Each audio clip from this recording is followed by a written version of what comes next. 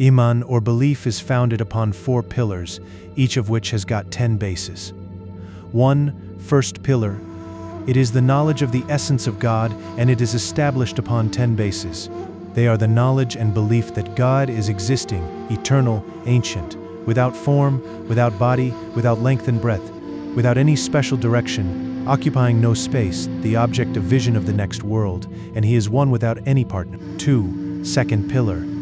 It is to have knowledge of his attributes and to believe them. It is founded on 10 bases. He is all-powerful, all-knowing, living forever, willing, hearing, seeing, speaking, eternal in words, knowledge in will, and free from changes of events. 3. Third pillar. It is to have knowledge and faith in his works, which are established over 10 bases.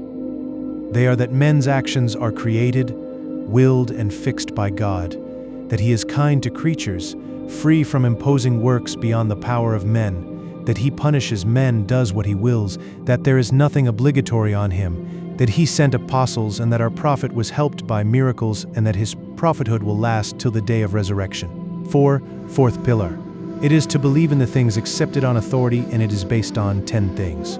It is to believe in the truth of resurrection, questions by Munkar and Nakir, punishment of the grave, the balance, the bridge, paradise, hell, the true imams, excellence of the companions in accordance with chronological order and qualifications of being an imam. First pillar. The basic principles of faith for knowledge of God. 1. The first basic principle is to have knowledge of the existence of God. The first light which illumines faith and the first thing to be followed is the Quran, and there is no word better than the word of God. God says, "Have I not made the earth a couch, mountains its tents? I have created you of 2 sexes and ordained your sleep for rest, night as a mantle and day for gaining livelihood. He created above you 7 solid heavens and placed therein a burning lamp, and I sent down waters in abundance from clouds that I might bring forth by it corns and herbs and gardens thick with trees."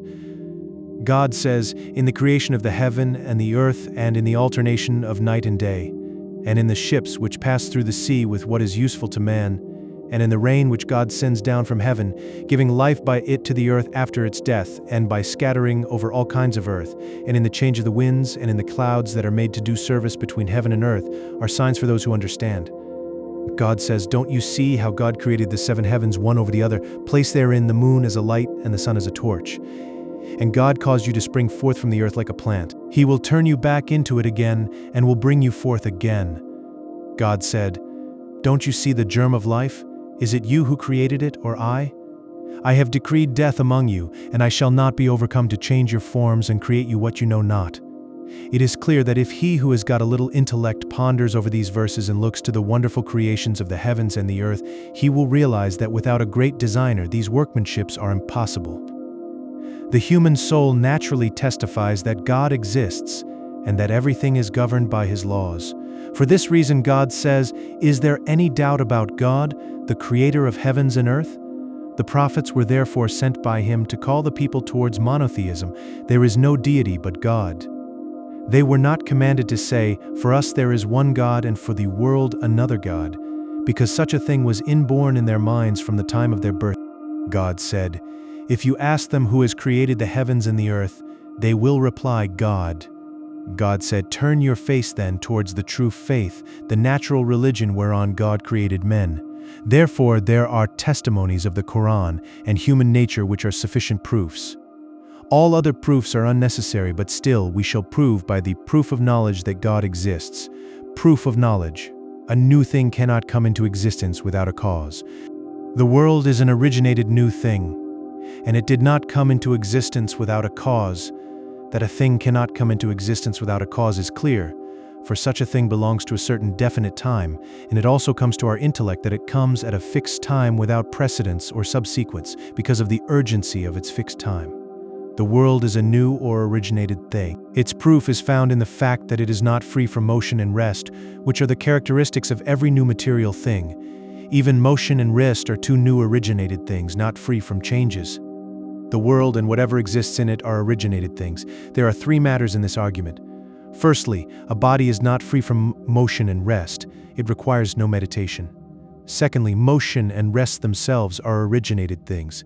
Its proof is that one comes after another. It is found in all bodies. What is static can move, and what is moving can become static according to the dictates of intellect. If any of the above two things is predominant over the body, it becomes a new event. A new thing is originated because of its emergence.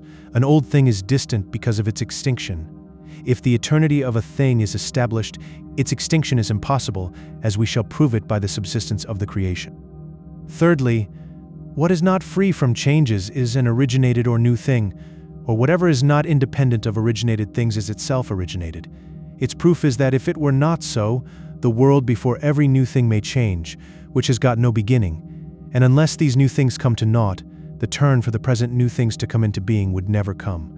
But it is impossible for a thing which has no end to come to naught. Another reason is that if there is no end of the motion of heavenly bodies, three conditions would arise. Their numbers would be either odd or even, or both odd and even, or neither odd nor even. The last two are impossible, as positive and negative are united therein, since the affirmation of one is the negation of another, and negation of one is the affirmation of another. They cannot be even, as an even number becomes odd by the addition of one. That which has no end cannot be even without change. They cannot be odd, because the number becomes even with the addition of one. How can it change into odd when its number has got no end? They cannot be both even or odd, as it has got no end. From this, it is concluded that the world is not free from changes, and therefore it is an originated thing. When it is an originated thing, it requires a creator to bring it into existence. 2. The second basic principle is the knowledge that God is eternal. He has got no beginning and no end. He is the final of everything and before everything living or dead. Its proof is this. If he were an originated thing and not eternal, he would have need of a creator who would also have need of a creator. Thus it would have continued without end. Whatever comes in succession ends in an ancient creator, which is the first. For this reason, the creator is the first and the last, the creator of the world and its fashioner. 3. The third basic principle is that God is everlasting without end. He is the first and the last, the manifest and the secret. When the attribute of eternity has been established, his end becomes impossible. Its proof is this. If he had an end, he would have remained in one of two conditions. Either he would come to naught by himself or through an opposing annihilating agent. If it is possible for a thing which is self-existing to come to naught, it is also possible for that thing to come into existence. The reason is that if a thing requires a cause to come to existence, it also requires a cause to come to naught. It is not possible that a thing comes to naught after meeting with an opposing agent. If that thing which comes to naught is eternal, how does the form of existence of a thing become? It is also not possible that an originated thing coming before an eternal thing loses its identity and existence. God is eternal, as we have learnt it from previous discussions. How then did he exist in eternity with his opposite? If the opposite is an originated thing, its existence from eternity is impossible. 4. The fourth basic principle is that God is without form, not occupying any space, and free from space, motion, and rest. Its proof is this. Every form occupies a space and moves and stays in it. A body has got motion and rest, which are the characteristics of originated things. What is not free from changes is an originated thing. If any form is limited by space and is eternal, it is understood that the substance of the creation of the world is eternal. If a man says that God has got a body and occupies space, he commits a blunder for using such a word and not for its meaning. 5. The fifth basic principle is that God is not composed of a body having different substances. When he does not occupy any space, he has got no body, as every body is limited by space and composed of different substances. The substances of the body are not free from division, composition, motion, rest, form, and quantity. These are the qualities of an originated thing. If it were possible to believe that the creator of the world has got a body, then it would be possible to attribute divinity to the sun, the moon, and other heavenly bodies. If a designer wishes to make a body without the substance of a body, he will commit a mistake. 6. The sixth basic principle is that God has got no length and breadth, as these are attributes of a body which is an originated thing. Its creator existed from before it. So how would he enter into a body, as he existed by himself before all originated things and there was nobody along with him? He is the all-knowing, almighty, willing creator. These attributes are impossible for a body. He is not like any worldly thing, rather he is ever-living, everlasting, and nothing is like him. Where is the similarity of the creator with the created, the fashioner with the fashioned? Hence it is impossible that anything is like him. 7. The seventh basic principle is that God is not confined within any direction, as he created direction either above or below, right or left, front or behind. He created two directions for man. One rests on earth called the direction of feet, and one above his head. What rests above the head is above, and what rests below the feet is below. To an ant below the roof, the upper portion is its lower side and the lower side is its upper side, though they are contrary in our case. He created for man two hands, one right hand and another left. Accordingly, there is a right-hand direction and a left-hand direction. Then there are a front direction and a back direction. When direction is an originated thing, how can he be governed by that? Along with the creation of men, directions have been created. There is nothing above God because he has got no head, and the word above is connected with the head. There is nothing below him, as the word below is connected with feet, and God has no feet. If he is above the world, there is a direction opposite to it, and every opposite thing has got a body like it or similar to it. But God is free from it. He is unique. He is the designer. 8. The eighth basic principle is that God is seated upon his throne, that is upon power. It is not inconsistent with the attribute of his grandeur and the symptoms of origination and annihilation. This is what is meant by the following verse of the Quran. Then he ascended to heaven, and it was then but smoke. It means his dominion and power, as the poet said, Bishr has gained power in Iraq without a sword and shedding blood. The people of truth accepted this interpretation, just as the people of untruth were compelled to accept the interpretation of these words of God. He is with you wherever you are. This means that he encompasses everything. This is supported by the following hadith. The heart of a believer is between two fingers of the merciful, meaning within his power or might. It also supported by the following hadith. The black stone is the right hand of God in the earth, meaning it is established on honor in the earth. If its meaning is taken literally, the result would be impossible. His taking rest on the throne means this. If it is taken literally, it becomes possible to believe that he has got a body, and the throne is also a body limited by space. It is impossible. 9. The ninth basic principle is that although God is free from form, space, and direction, he is an object to be seen in the hereafter, as he said, "On that day shall faces beam with light, looking towards their Lord." He is not visible in this world, as God said, vision does not comprehend him, but he comprehends vision. Also because of the following verse where God addressed Moses saying, "You cannot see me." I don't understand how the Mutazilites hold that God is visible in this world also, though Moses could not see him. Insight is a kind of kashf and knowledge, and kashf is clearer than knowledge. When God has got a connection with knowledge and not with direction, he has got a connection also with insight without any direction. As God sees his creation though not in front, the creation also sees him though not in front. As it is possible to know him without modality or form, it is also possible to see him likewise. 10. The 10th basic principle is that God is one without any partner, single without any like. He is unique in every new creation, innovation, and invention. There is nothing like him. The Quran says, "Had there been any other God therein, they would have gone to ruin. If the first God willed something, the second would have been compelled by him." This means that he would have no supreme power. If the second is to oppose the first, he would be powerful and the first would be weak, rather than an almighty God. Second pillar of faith. God's attributes passed aid on 10 principles. 1. The first basic principle is that God is almighty. As he said, he is powerful over all things. He is truthful, as the world is perfect with his designs and well regulated. He who sees a garment of silk of which the weaving and texture are fine and says that it has been made by a dead man or a man who has got no power would be lacking in natural intellect and is utterly foolish. 2. The second basic principle is that whatever exists is within his knowledge and under his control. Even an atom in heaven and earth is not outside his knowledge. He is truthful in all his promises and has got knowledge of everything. This is attested by the verse, "Does he not know who is created?" He is subtle, cognizant.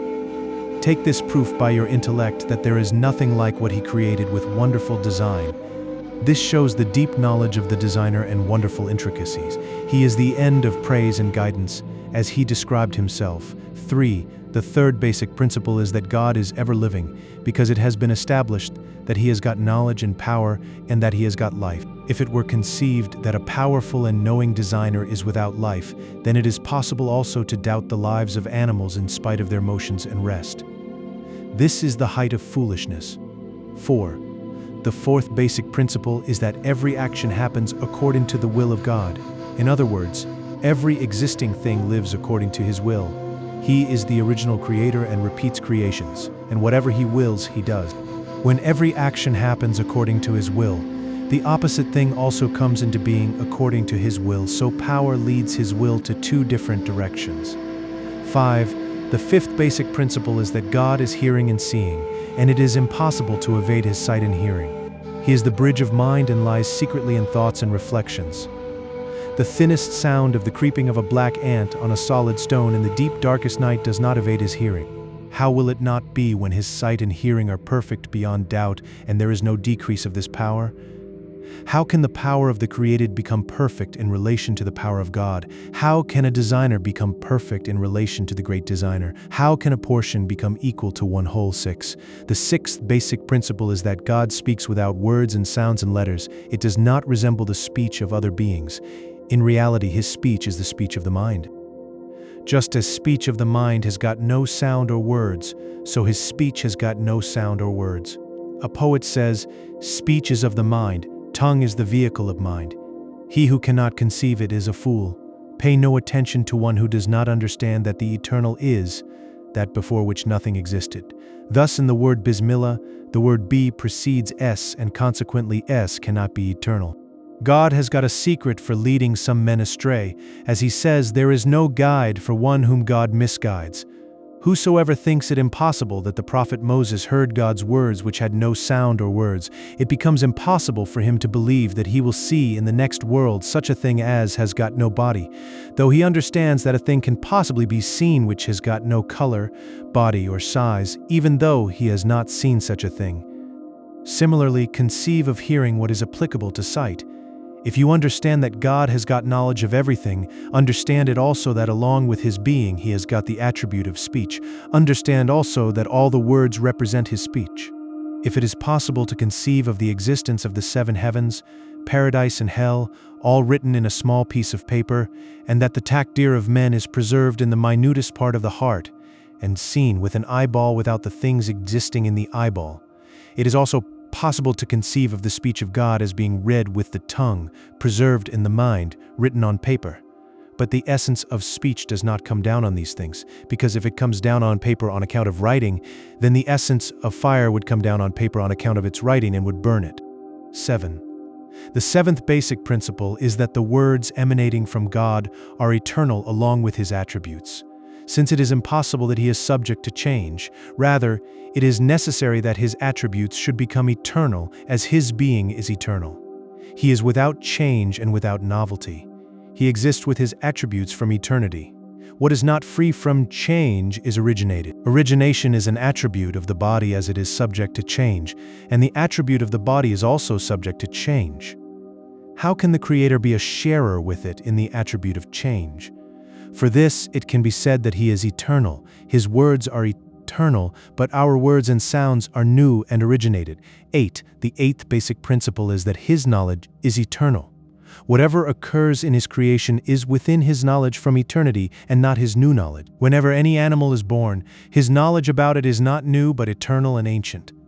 For instance, if I know that Zaid will come at sunrise, his arrival at sunrise and to welcome him would be owing to that foreknowledge and not for any new knowledge.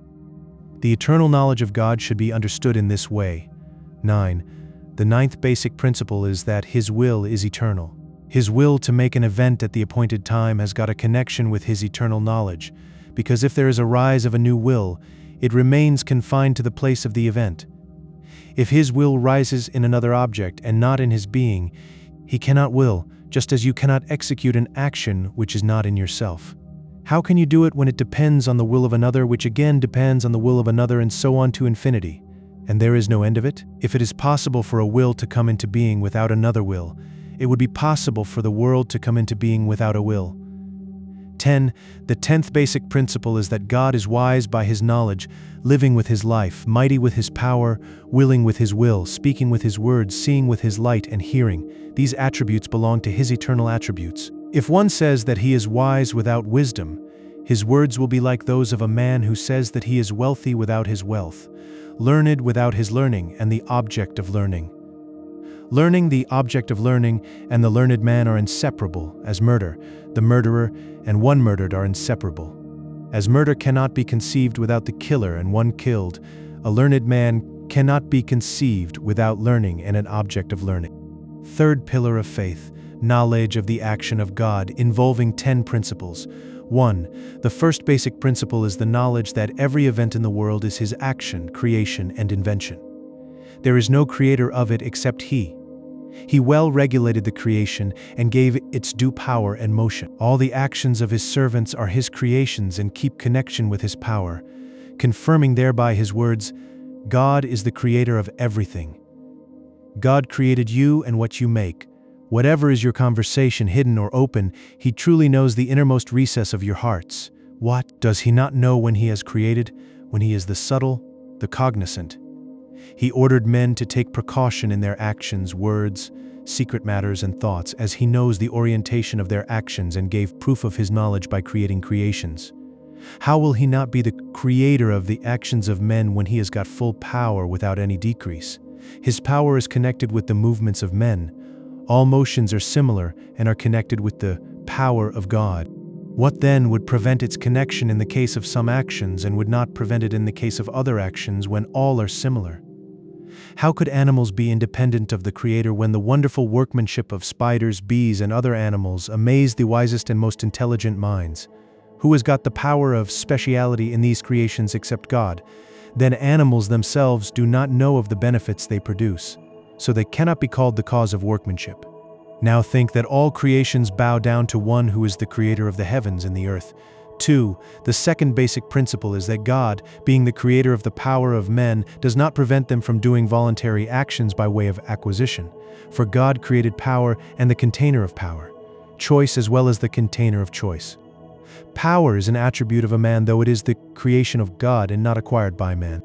Motion is also the creation of God and an attribute of man acquired on the strength of power, because the power with which he was created is his attribute. But motion is connected with the attribute of power, and for this reason of connection, it has been named the power of motion. The power of motion is not the result of compulsion on any man, as he can move according to his will and knows the difference between compulsion and volition. How can this motion be his creation when he does not know the different parts of acquired actions and their numbers? When these two matters are disproved, namely the matter that actions are the result of compulsion and the matter that they are the result of volition, there remains the middle position, which is this, that actions are voluntary in a fixed manner through the power of God by invention and through the power of a man by acquisition.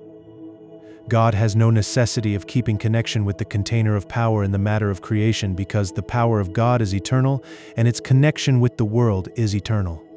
3. The third basic principle is the knowledge that, though the actions of man are his acquisitions, they are nevertheless not outside the will of God. Neither a twinkling of an eye, nor a sudden rise of thought in the mind, in the visible and invisible world, occurs except through his order, power, and will. Good or evil, benefit or loss, belief or infidelity, knowledge or ignorance, success or failure, guidance or misguidance, sin or virtue, shirk or iman come from him. There is none to reject his command, none to disobey his decree. He guides whom he wishes and misguides whom he wishes. There is none to question him of what he does, but the people will be questioned. All say, what he wills occurs, and what he does not will does not occur. God says, if God willed, he would have guided all men aright. Had I wished, I would have given every soul its guidance. He who thinks that God does not will sins and evils as they are evils, and that it is the devil who wills them, is cursed. Tell me how a Muslim can deny the supreme rule of God. If the power of a village chief is curtailed, he will think it dishonorable. He will think it derogatory to his position if actions are conducted according to the wishes of his enemy in the village. The result will be that many will be out of his control. Now it is seen that evil deeds are predominant in men. If every sin is done against the will of God, God's helplessness is seen. When it is established that all actions of men are creations of God, it follows that the evil actions are also the result of His will. Question may be asked how God commands to do what He does not wish and how He prohibits what He wishes. In reply, we shall say that command is one thing and will is another thing. Thus, if a master beats his slave, the ruler rebukes the master for beating his slave. The master shows reason that his slave does not obey him. As a proof, he orders his slave to arrange the bridle of his horse before the ruler, though he knows that the slave will not obey it. If he does not order him, his objection before the ruler does not stand, and if he wishes that his order should be obeyed, it amounts to his murder. It is impossible. 4. The fourth basic principle is that God is generous in inflicting trouble on men by His commands. Neither creation nor the imposition of obligations is necessary for Him, although the Mu'tazilites hold that they were necessary for the welfare of men. But this is impossible since He is the only being to enjoin and prohibit. How will it be limited by compulsion? The object of compulsion is one of two things. Such a work which, if given up, will cause harm in the future, as it is said that it is compulsory on men to obey God who will punish him in the hereafter by the fire of hell, or it is to avoid such present harm which is injurious, as it is said that to drink water for a thirsty man is compulsory so that he may not die. Secondly, it is such a work the negation of which seems impossible. Thus it is said that the existence of a thing which is known is necessary because if it does not exist, it becomes an impossibility. If it occurs, knowledge becomes ignorance. 5. The fifth basic principle is that God can inflict on man what is beyond his capacity. If it were not possible, it would have been impossible for men to pray for removing it. The people prayed, "O our Lord, lay not on us that for which we have no strength." This is against the belief of the Mu'tazilite. 6. The sixth basic principle is that God is free to punish a man in spite of his virtues and to reward a man in spite of his sins. The Mu'tazilites hold the contrary view. God has got freedom of actions among His servants, and it is impossible that His servants will oppose His freedom. Tyranny means to dispossess a man from his possession, but it is impossible in the case of God as He does not dispossess others in view of the fact that the kingdom of heaven and earth is His. It is proved by this. The slaughter of animals is the infliction of pain on animals and men. Various tortures inflicted on animals have not been preceded by any offenses or crimes committed by the animals. If it is said that these animals would be raised up again and awarded for this, which is incumbent upon God, then we would say that every ant killed under feet and every bug crushed would be brought back to life. It would violate the dictates of reason and law, as nothing is incumbent upon God. 7. The seventh basic principle is that God does with regard to men what He wills, and it is not incumbent on Him to do whatever is good for them. It has already been stated that nothing is compulsory on God, but His dealings are not intelligible to men because there is nobody to question Him what He does. But men are subject to questions. The Mu'tazilites say that it is incumbent upon God to do whatever is salutary for men. 8. The eighth basic principle is that to have knowledge of God and to obey His commands are compulsory on men, not on account of reason as the Mu'tazilites say, but on account of Shariat. Shariat declared poisonous serpents beyond death, while reason in realizing what Shariat foretells thinks it possible and urges that precaution should be taken against any possible punishment. But reason itself does not lead to that knowledge of harm. If a man warns by saying, "A lion stands behind you," he should at once take to his heels without searching for reason. 9. The ninth basic principle is that sending prophets to men is not impossible. Some say that there had been no use in sending them, because reason renders it unnecessary. This is false, because reason does not support the actions which will lead to salvation in the hereafter, just as it does not guide them to discuss the medicines which are useful for health. The necessity of prophets for men is like that of physicians for men. The integrity of the physicians is known by experience, and the truthfulness of the prophets is known by miracles. 10. The 10th basic principle is that God sent Muhammad as the last prophet and as an abrogator of all previous laws of the Jews, Christians, and the Sabians, and God helped him with open miracles and wonderful signs, such as splitting up the moon into two parts, the praise of the pebbles, causing the mute animals to speak, water flowing from his fingers, etc. The open miracle with which he guided the Arabs is the Quran, as the beauty of the language throughout the Quran is unparalleled, and the Arabs could not surpass it in spite of their eloquence and rhetoric. Though the Prophet was illiterate, and did not learn how to read and write, yet God informed him in the Quran about the histories of the previous nations. The informations which he gave about the previous nations in the Quran being an illiterate person, the prophecies he made about future events, and the clue he gave to unknown things are his miracles. For instance, God says, "You will enter the sacred mosque if God wills, having your heads shaved and your hair short." The verse, "The Romans have been vanquished in a land nearby, but after their defeat they will defeat them in a few years." The object of these verses is to prove the truth of the messenger of God by miracles. Fourth pillar of faith, to believe the hadith of the Prophet involving 10 basic principles. 1. The first basic principle is to believe in the resurrection of the dead and the day of judgment as in the traditions. It is a settled fact like the beginning of our creation. God said, "People say, 'Who shall give life to bones when they are rotten?' Say, 'He shall give life to them who gave them life at first.' The beginning of creation is the proof of its resurrection. God said, 'Your creation and your resurrection are like a single soul.' Resurrection is the second stage of men and is possible like the first stage of creation. 2. The second basic principle is the question of Munkar and Nakir, which has been mentioned in traditions and therefore to believe it is compulsory. The second life will be in such a place where he will be questioned. This is possible naturally, as neither the stillness of the dead man's corpse nor its failure to hear the questions put to it will refute it, because a sleeping man is openly still and dead-like, but his soul feels pain and pleasure at that time in dreams. Its effect can be seen when he wakes up from sleep. The prophet used to hear the words of Gabriel and see him, but the men surrounding him did not hear his words or see him. As God did not give them such power of sight and hearing, they did not see and hear. 3. The third basic principle is to believe in the punishment of the grave as it has come in Shariat.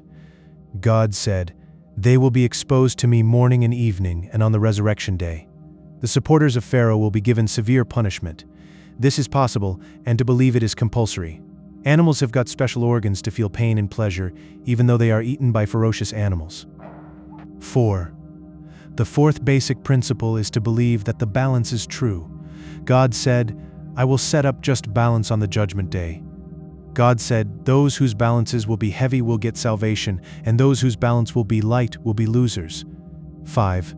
The fifth basic principle is to believe in the bridge, which is spread on the back of hell, thinner than a hair and sharper than the edge of a sword. God said, "Guide them to the bridge of hell and tell them to wait there, as they will be questioned." It is possible because he who makes the birds fly in the horizon can take the people to travel on the bridge. 6. The sixth basic principle is the belief that paradise and hell have been created by God. God said, "Be in haste for pardon of your Lord and a paradise, vast as the heavens and the earth, prepared for those who fear God." This proves that paradise and hell are created. 7. The seventh basic principle is to believe that the rightful imams after the Prophet are Hazrats Abu Bakr, then Omar, then Osman, and then Ali, and that the Prophet's attention was not upon any particular imam. As to the struggle which took place between Muawiyah and Ali, it was the result of differences of opinion to discover truth by ijtihad. Hazrat Muawiyah did not do it for leadership. Hazrat Ali considered that the mode of punishment of the murderers of Osman was to be belated as they got relations in the army. Hazrat Muawiyah considered that their arrest was better as their influence might help further bloodshed. 8. The eighth basic principle is to believe the excellence of the companions in accordance with their chronological order in which they succeeded the Prophet, and the real excellence is in the sight of God, and that it did not come to anybody except to the Holy Prophet. Several verses to that effect in praise of the companions were revealed, and there are a number of traditions. 9. The ninth basic principle is to believe that an imam, in addition to his qualifications of his being a Muslim, mature and intelligent, must have 5 other qualities. 1. He must be a male. 2. He must be a God-fearing man. 3. He must be learned. 4. He must be competent. 5. He must belong to the tribe of Quraysh. As the Prophet said, "The leaders are from the Quraysh."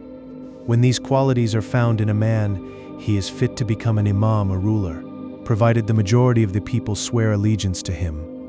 Those who oppose the majority of the people are rebels, and it is incumbent to bring them under control. 10. The 10th basic principle is that if a man who is invested with the power of rule is found lacking in God-fear and learning, and if there is fear of disturbance and trouble in case of his removal, then his rule will stand, because if he is removed, two conditions will arise. One, another man will be reinstated in his place, or the post will remain vacant. In the first case, the harms which will be caused to the Muslims in general will be greater than the harms of one who has got no God-fear and learning in him. The qualities of leadership are for the greater good of the people. These 4 pillars involving 40 basic principles are the articles of belief. He who believes in these things follows Allah Sunnat, or the people of the ways of the Prophet.